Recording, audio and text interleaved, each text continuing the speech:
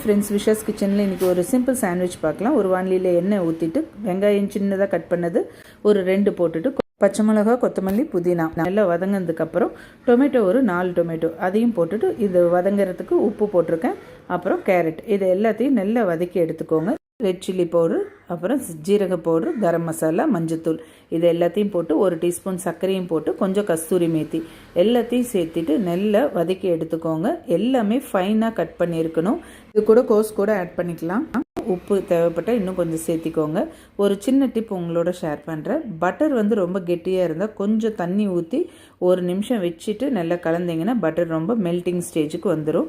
இப்போ ப்ரெட்டை சாண்ட்விச் மேக்கரில் 2 பக்கமும் பட்டர் தடவி கொஞ்சம் ரோஸ்ட் பண்ணிவிட்டு நடுவில் ஸ்டஃபிங் வச்சுட்டு அகைன் மேலே பட்டர் தடவிட்டு சாண்ட்விச் மேக்கரில் வச்சு எடுத்தோம்னா சூப்பரான சாண்ட்விச் ரெடி. இது நீங்கள் தவாலையும் ட்ரை பண்ணலாம். Pineapple juice with sandwich. Thank you friends.